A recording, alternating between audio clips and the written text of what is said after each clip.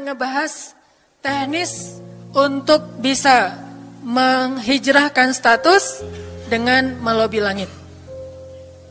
Dengan doa. Kan katanya doa itu bisa mengubah takdir, benar? Benar nggak tuh? Allah yang mengubah takdir dengan doa. Jadi bukan doa mengubah takdir, tapi Allah mengubah takdir dengan doa. Dan takdir itu bisa dirubah-rubah. Suka-suka Allah dong. Orang Allah yang nulis takdir, yamhullahu ma yasha'u wa yuthbit, kata Allah. Allah bisa menghapus apa yang Dia tulis dan bisa menetapkan. Jadi nggak usah pesimis, nggak usah putus asa dulu. Wah, kayaknya memang takdirnya nggak bisa. Orang yang jahat kayak saya, yang pernah punya masa lalu yang kelam, nikah dengan akhwat yang hafizoh dari pesantren apa gitu. Kan kayaknya takdirnya nggak. Wal hafizin, wal hafizat, gimana sih?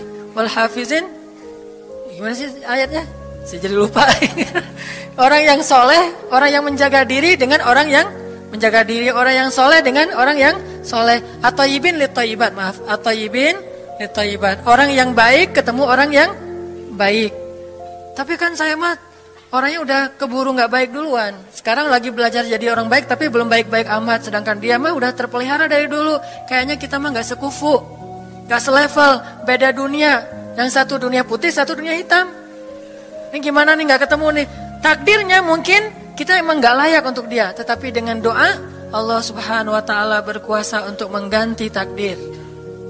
Makanya malam ini kita akan belajar tentang bagaimana menggunakan jalur langit untuk bisa mendapatkan hajat kita. Baik menikah, dapat kerjaan, punya anak, dan keajaiban-keajaiban lain yang bisa kita dapatkan kalau kita tahu cara menggunakan jalur langit.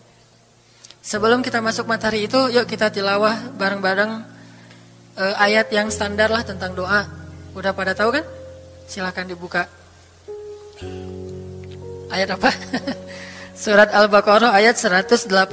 Itu standar banget kalau bab doa. Surat Al-Baqarah ayat 186.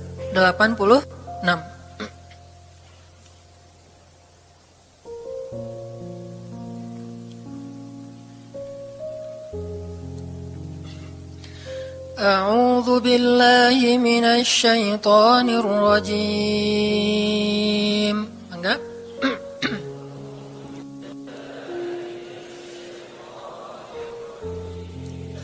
Bismillahirrahmanirrahim.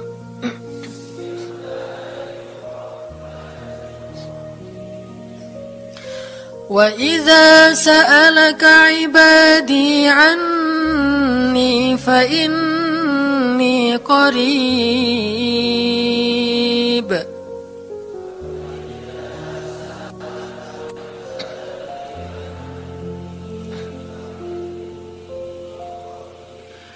Ujibu da'watad da'i idza da'an.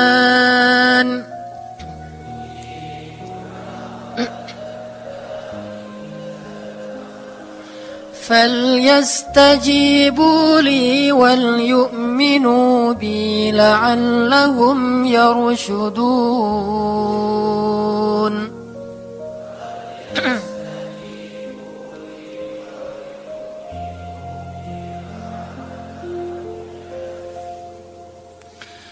Dan apabila hamba-hambaku bertanya kepadamu tentang aku, maka jawablah bahwasanya aku dekat.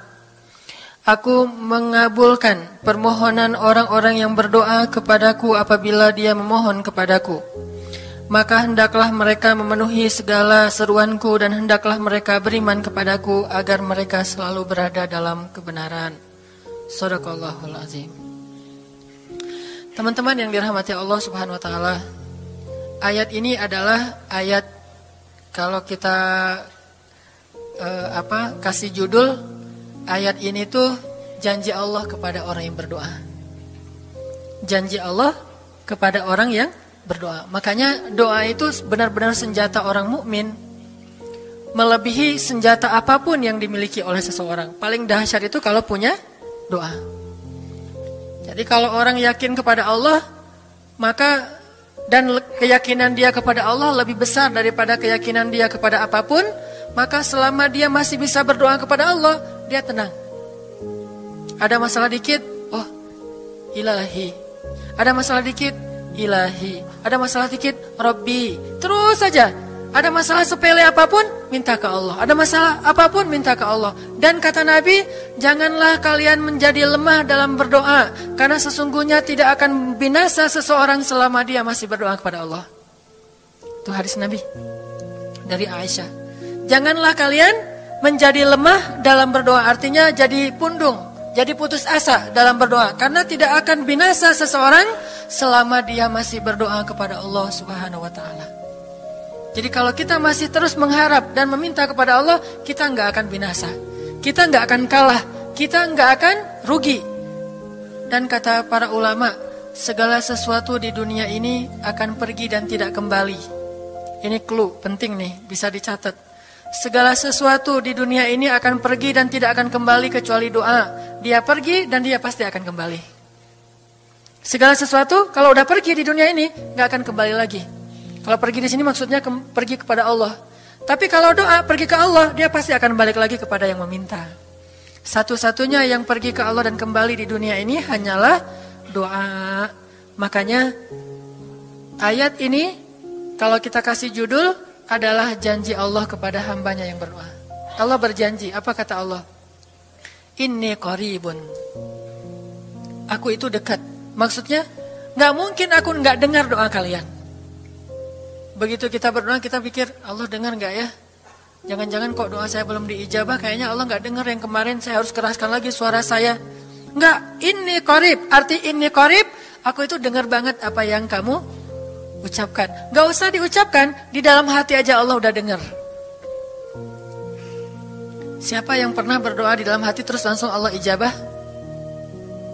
Rasulullah. Coba teman-teman buka awal juz kedua. Ayat surat Al-Baqarah ayat 144. Itu gara-gara Nabi ada harapan di dalam hati tapi gak berani ngomong gitu ke Allah. Cuma dipendam di dalam hati doang. Tapi langsung diijabah oleh Allah. Ayat surat Al-Baqarah ayat 144.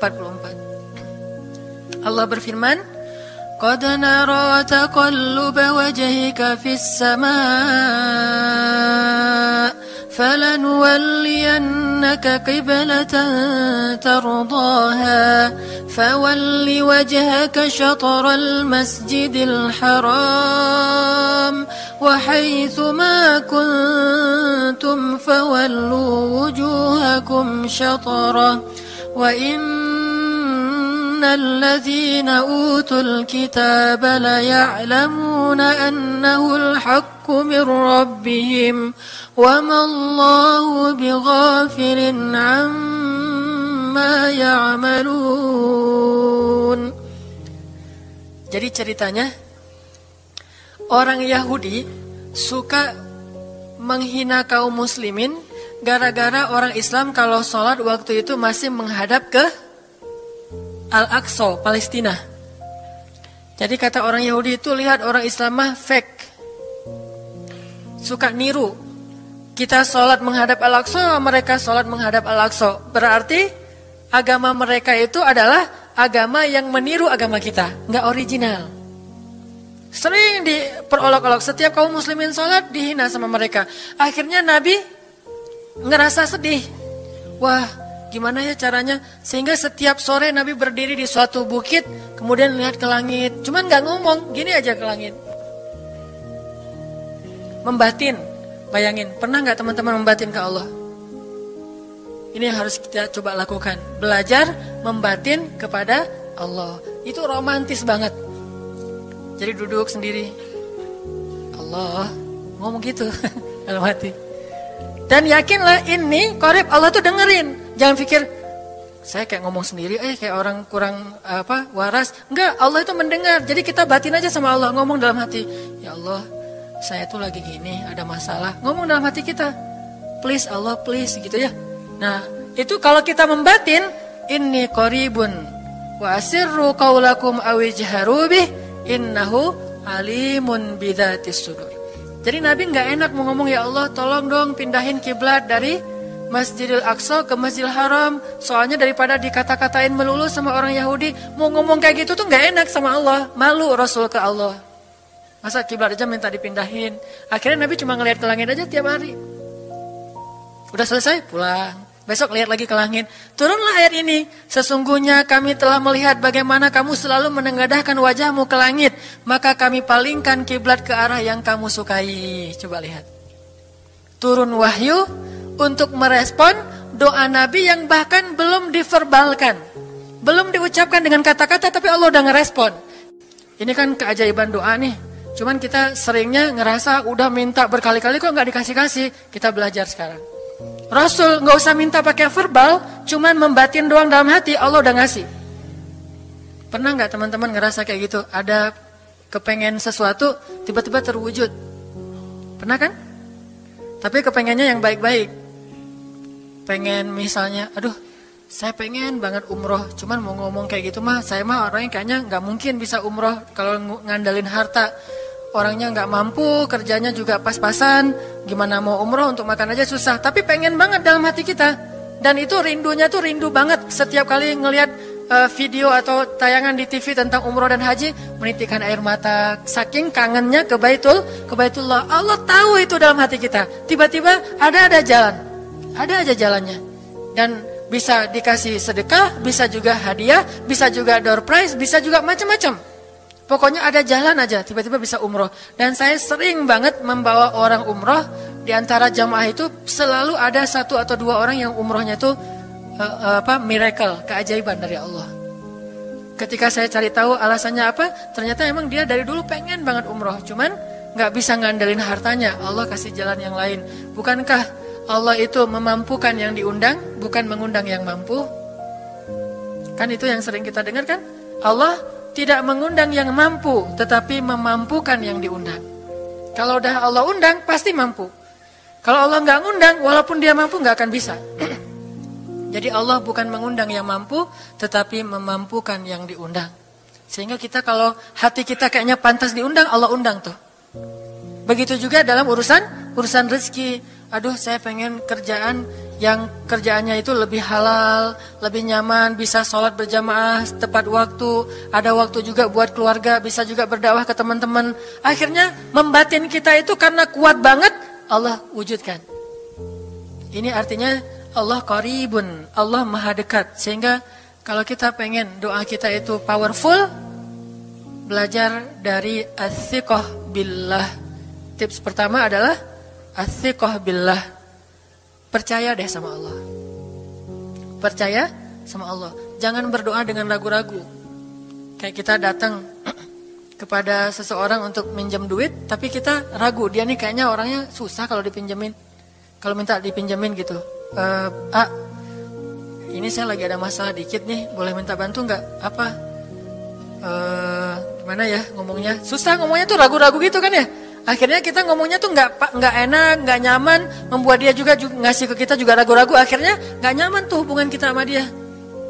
Tapi kalau kita yakin banget sama dia orangnya baik, kalaupun dia nggak ngasih dengan cara yang kita minta, kita yakin bahwa dia tuh pasti akan nolong kita. Sehingga kita akan curhat masalah kita itu dengan tulus. Bahwa kita punya masalah kayak gini-gini, bukannya kita mau minta-minta, cuman sifat dari manusia itu saling tolong-menolong. Kita beritahu masalah kita, dan kita yakin dia pasti akan nolong kita. Kalau nggak bisa ngasih duit, dia akan minta tolong kepada orang lain yang mungkin bisa membantu kita. Dia akan ngasih link, dia akan memediasikan kita. Oh, aduh maaf ya, saya juga lagi sekarang lagi butuh uang. Ini lagi nabung-nabung juga, sama kita mah lagi sama-sama pengen hijrah status. Cuman nih saya kenal ada temen nih yang dia alhamdulillah orangnya tuh suka banget bantu orang lain. Mungkin saya bisa merekomendasikan, saya bisa bantu kamu, ayo kita jalan bareng, ngomong sama temennya. Pokoknya kita yakin dia bisa nolong. Nah kalau kita yakin, percaya sama Allah, Allah itu gak butuh perantara. Allah bisa nolong kita dengan cara apapun. Walaupun takdirnya udah ditulis, kamu tuh gak akan punya istri sampai meninggal dunia. Ya Allah, masa gitu sih? Gak akan punya istri. Ya Allah, tapi gimana, masa saya mau hidup sendiri terus? Kamu gak akan punya istri, kata malaikat teh. Ini orang doanya, katakan malaikat dengerin doa kita ya. Kalau di hati malaikat gak tahu, tapi kalau di lisan kita doa, ya Allah, beri saya seorang suami yang benar-benar bisa mendidik agama saya. Kata malaikat, Neng, ganti doa yang lain aja tuh Neng. Itu mah takdirnya udah ditulis, Neng gak akan punya suami. Kata malaikat. Kita mah walaupun malaikat ngomong gitu, biarin aja. Ya Allah, Engkau Maha Rahman, Maha Wadud, Engkau bisa mengubah takdir. Kata malaikat, ya juga sih, cuman takdirnya udah ditulis Neng. Ya Allah, terus aja tiba-tiba tok, Assalamualaikum, Waalaikumsalam. Ayahnya nemuin, ternyata pas kita nguping dari kamar, wah itulah calon pangeran kita yang datang untuk melamar kita, calon raja, calon imam. Malaikat heran-heran, wah subhanallah nih si Neng ini gak putus asa dalam meminta. Kita juga gitu, doa aja terus. Walaupun takdirnya sudah ditulis, karena Allah bisa mengubah takdir lewat doa dan harapan. Masih ingat cerita seorang ibu di zaman Nabi Musa dulu? Yang datang kepada Nabi Musa bilang, ya Nabi Allah, ya Kalim Allah, saya gak punya anak, udah tua kayak gini, bisa gak ya? Saya minta tolong Nabi Musa doa kepada Allah supaya saya punya anak. Kata Nabi Musa, bisa aja sih, gak apa-apa ibu. Ya udah saya doain, ya Allah, ini ada ibu minta anak. Kata Allah, ya Musa bilang ke dia gak akan punya anak, itu sudah takdirnya. Kata Nabi Musa, ibu maaf, udah ada jawaban nih dari Allah. Gimana ya Nabi Musa? Allah bilang takdir ibu gak akan punya anak. Oh gitu ya, ya udah deh pulang. Sampai di rumah, ya Rahim, ya Rahim. Doa aja terus. Besok datang lagi. Karena dia pengen tahu kabar dari langit. Nabi Musa itu bisa bicara ke langit. Ya Nabi Allah, saya mau tahu nih. Kira-kira Allah sudah memperkenalkan belum ya permintaan saya? Permintaan apa? Pengen punya anak. Tapi kan kemarin udah. Kata Allah takdirnya gak akan punya anak. Ya coba aja dulu sekali lagi. Siapa tahu sudah mau. Sekarang Allah memperkenankan.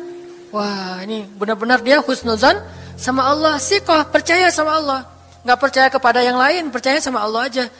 Nabi Musa karena udah terus aja direngekin minta gitu. Nabi Musa bilang, ya Allah, ini ada ibu yang kemarin, gimana dong ya Allah? Kata Nabi Musa, kata Allah, ya Musa, takdirnya dia gak akan punya anak. Bilang sama dia, ibu, udah terima aja takdir ibu gak akan punya anak. Oh ya, pulang lagi. Ya Rahim, terus aja sepanjang malam, sepanjang hari doa. Berhari-hari datang lagi kepada Nabi Musa. Ya Nabi Allah, udah berubah belum? Udah mau belum Allah ngasih saya anak? Kan udah kemarin takdirnya, tapi coba lagi, sekali lagi aja. Nabi Musa minta lagi ke Allah, kata Allah masih yang sama, pulang lagi. Gak datang-datang lagi ke Nabi Musa. Setelah beberapa bulan, datang-datang bawa bayi. Assalamualaikum. Udah semangat sekarang. Beda gitu ya. Kalau dulu Assalamualaikum, melas gitu ya. Sekarang Assalamualaikum. Nabi Musa. Kata ibu, ibu yang kemarin? Ya itu siapa? Anak saya. Anak ibu? Anak kandung maksudnya? Bukan nyuri. Nggak, anak kandung saya ini Nabi Musa. Wah, Nabi Musa nggak wah sih, subhanallah kalau Nabi Musa. Kalau saya mah wah gitu ya. Kalau Nabi Musa, Masya Allah. Nabi Musa tanya ke Allah, ya Allah, itu ibu yang kemarin katanya takdir nggak akan punya anak, kok bisa punya anak? Ceritanya gimana Allah? Ceritain dong, saya kok nggak update gitu informasinya, kata Nabi Musa. Allah ngasih update, kata Allah, Musa, setiap kali aku bilang dia nggak akan punya anak, dia terus berdoa dengan menyebut Ya Rahim, Ya Rahim. Allah itu kan senang banget dipuji, dan Allah lebih berhak untuk dipuji. Kalau kita senang dipuji nggak baik, kalau Allah senang dipuji emang punya hak untuk dipuji kan? Allah senang dipuji. Dia bilang Ya Rahim, kamu bilang gak akan punya anak, dia bilang Ya Rahim, terus saja berharap. Wahai Musa, sesungguhnya rahmatku mendahului takdir. Rahmatku mendahului takdir. Akhirnya dengan sifat Rahim, Allah mengubah takdir ibu ini. Walaupun secara ilmiah gak mungkin punya anak karena sudah menopause. Tetapi Allah yang memiliki kekuasaan atas segala sesuatu. Nah, tips pertama adalah kalau kita pengen doanya powerful, melahirkan mukjizat dan keajaiban, adalah as-siqah billah, harus percaya sama Allah. Pertama, percaya bahwa Allah Subhanahu wa taala itu maha kuasa mengubah apapun yang Dia kehendaki. Apa yang Allah ingin, masya Allah kan pasti terjadi. Wa man lam yasha lam yakun. Kalau Allah nggak pengen, nggak akan terjadi.